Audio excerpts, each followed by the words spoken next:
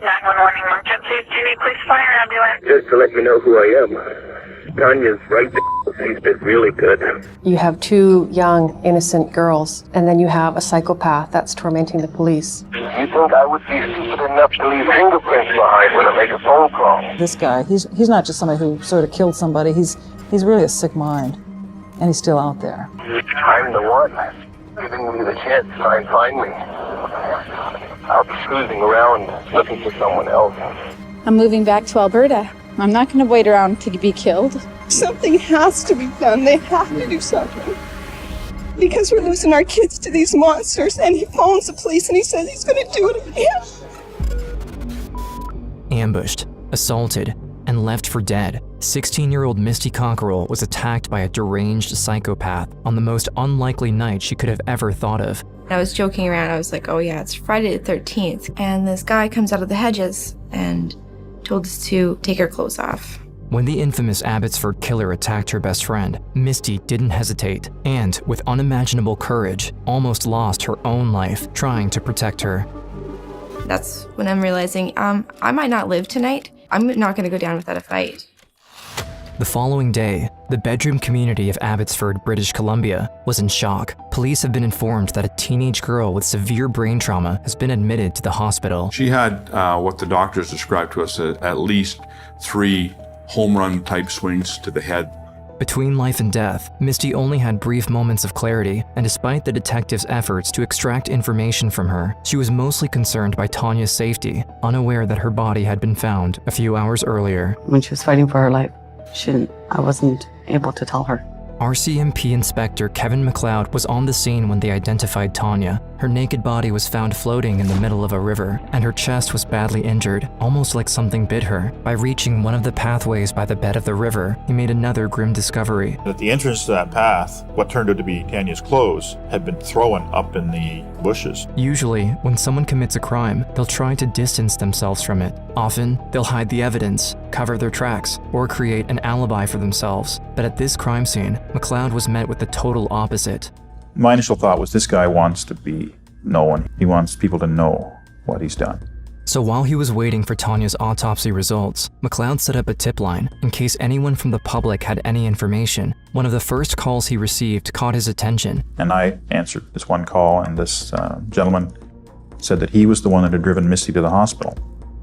Up to that point, we were under the impression that Misty had made her own way to the hospital. I was trying to talk him into coming in, and then he hung up. Sensing something unusual, he asked the telecommunications company operating the city phone booths to trace all incoming calls to the tip line and the local 911 dispatch, and he was right to do so, because later that day, they received another call.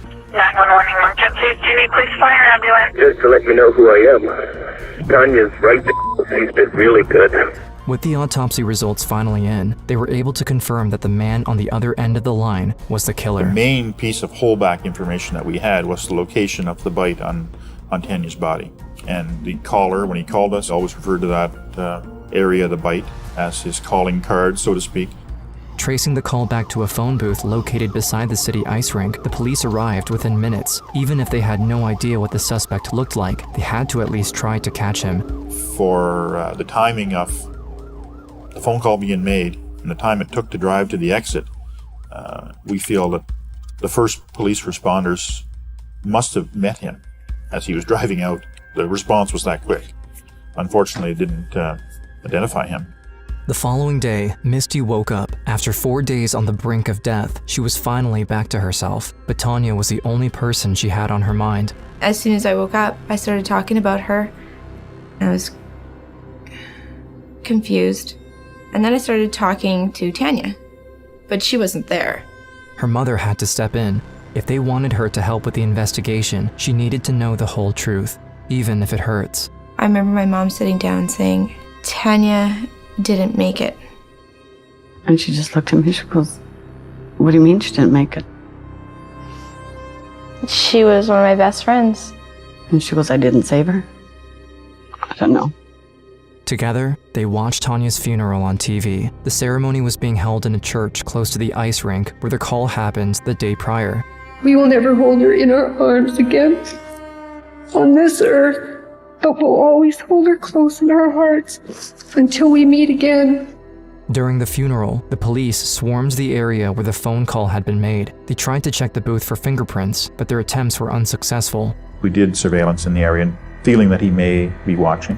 We had a lot of cars out checking people that were in the area, checking people that were watching, checking cars driving by. Eventually, they received a third phone call. This time, the suspect chose to directly target them. You think I would be stupid enough to leave fingerprints behind when I make a phone call?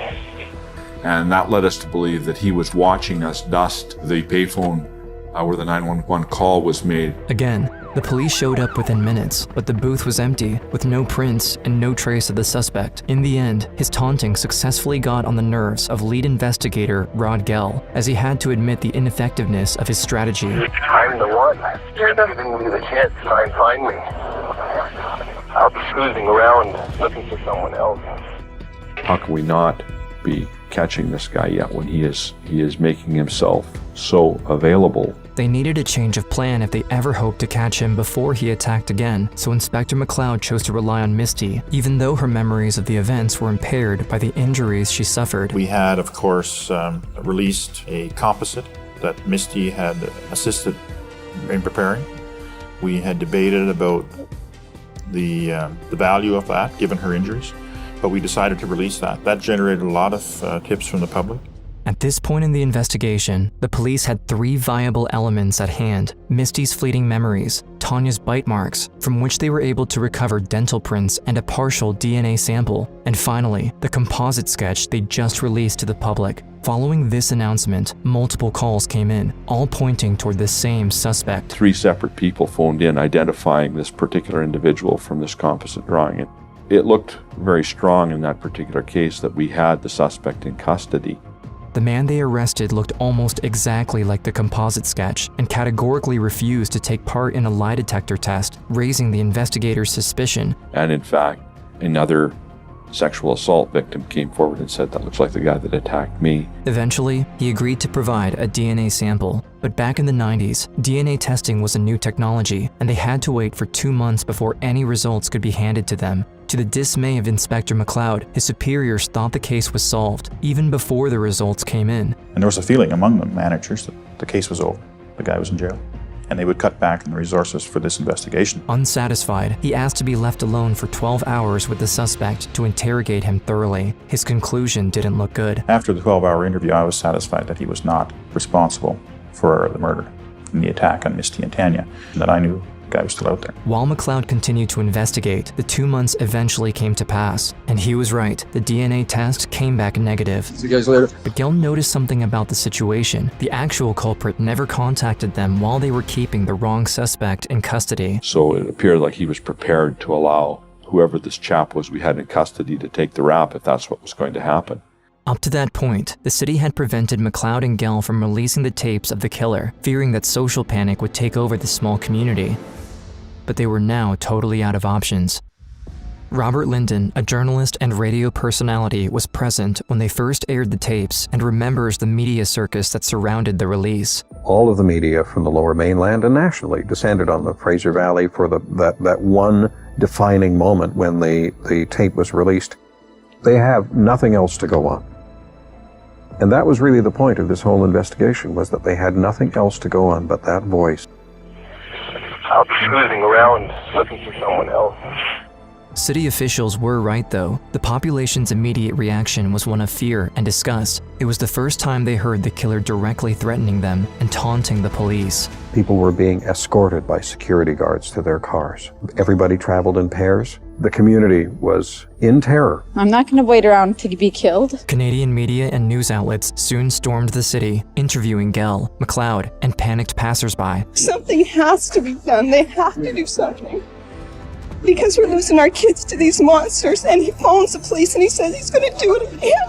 The campaign proved to be almost too successful, with thousands of people calling in, overloading the Abbotsford Police and RCMP capacities to investigate each and every lead. 9,500 tips came in. So we're getting lookalikes to the composite drawings and sound-alikes to the voice. Shortly after, the suspect started to communicate again. This time, he directly targeted Misty. He called quite a few times. It's a terrible thing to do to someone who has been a victim, right?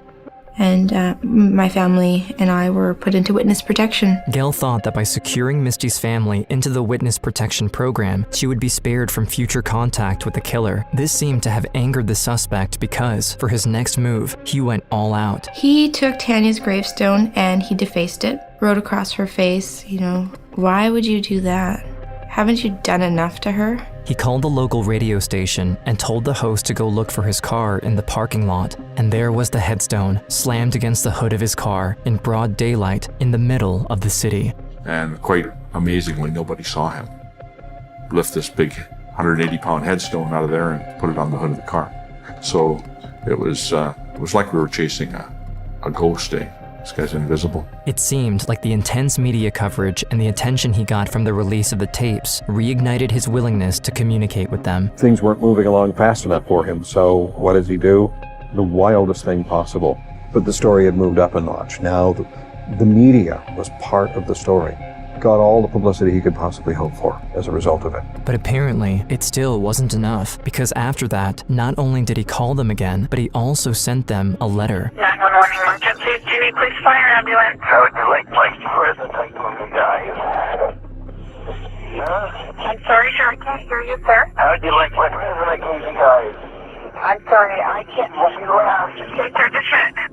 He had walked up to the front of this house and right through the front living room window he heaved this wrench. After carefully opening the letter strapped to the wrench, McLeod and Gill finally discovered the extent of his crimes. Turns out that the Abbotsford killer was not only a murderer, but also a serial rapist with a particular interest in teenage girls, who he refers to as his conquests. Never forget the night we've read that note for the first time, and just chills going up my spine. It was absolutely terrifying. He talked about other conquests, and in the end he said, "You won't catch me, and I will strike again.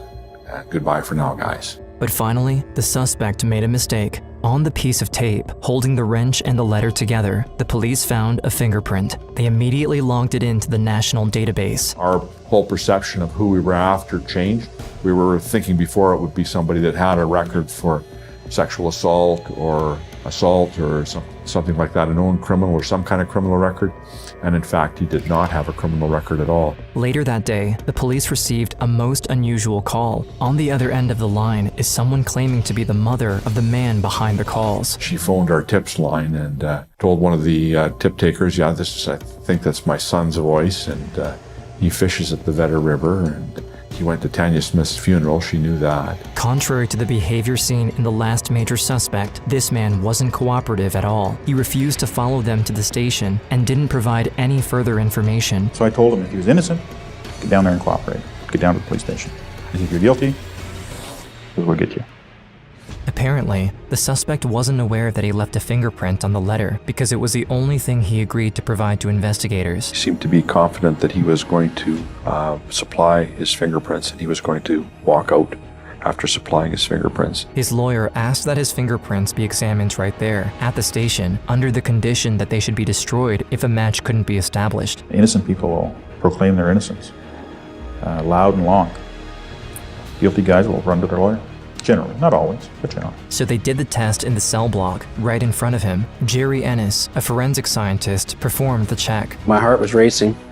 It felt like I'd won the lottery when I compared that print and found that it was his. So I advised the investigators, I think it was Inspector Gale, and I advised him that that was his print. From tears to high fives or sighs of relief, the Abbotsford police and the RCMP were overjoyed to finally have a credible suspect in custody. But Inspector McLeod knew that they weren't done with the Friday the 13th murder just yet. The most important part of their ordeal was yet to come. When there's an arrest made, as far as the police are concerned, that's really when the work starts. Because now the clock is ticking to get ready for trial. And the suspect was prepared, bringing in a strong defense. He claims that he was responsible for the rape of Tanya, but not the attack. This allowed him to plead not guilty to the murder charges imposed upon him.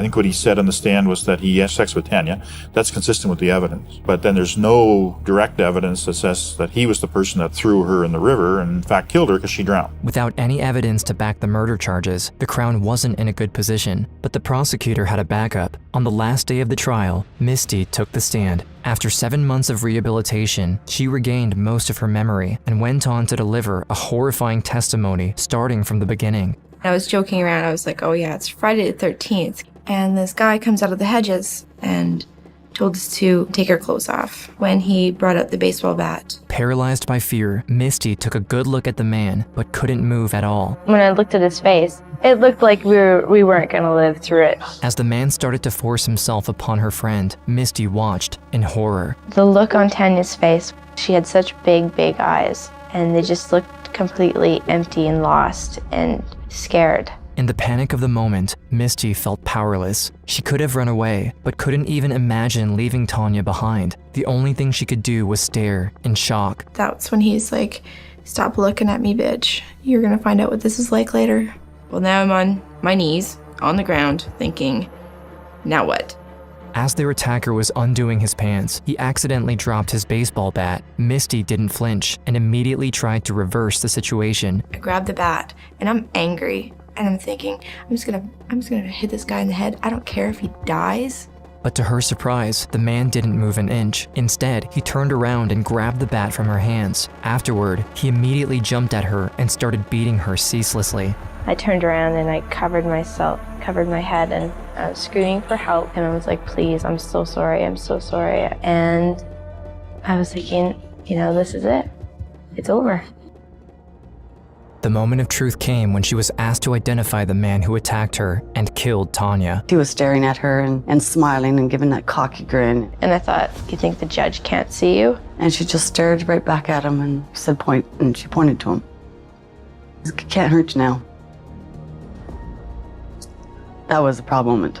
After Misty's testimony, the judge directly convicted him. He was sentenced to life. And so I started crying, and I was like overjoyed. After months of terror, the residents of Abbotsford, Misty, and Tanya's family were finally liberated. Members of the team put their lives on hold for 7 months. We all lived in the community. We all knew the threat. He tried to break her, but she made sure that he would never do this to anyone ever again.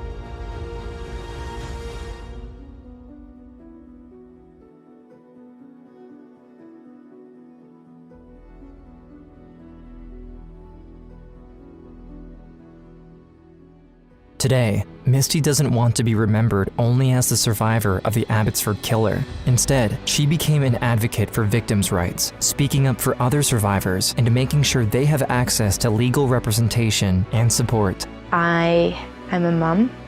My fiance and I decided to name the child after someone who's made a big impact on your life, which would be Tanya. She made a huge impact in my life. I didn't want Tanya's death to be a waste. It was like an ending and a beginning. The end of what happened to me, and then it was the beginning of, what I can do about it. I didn't give up, and now I have a purpose, and that's to help other victims.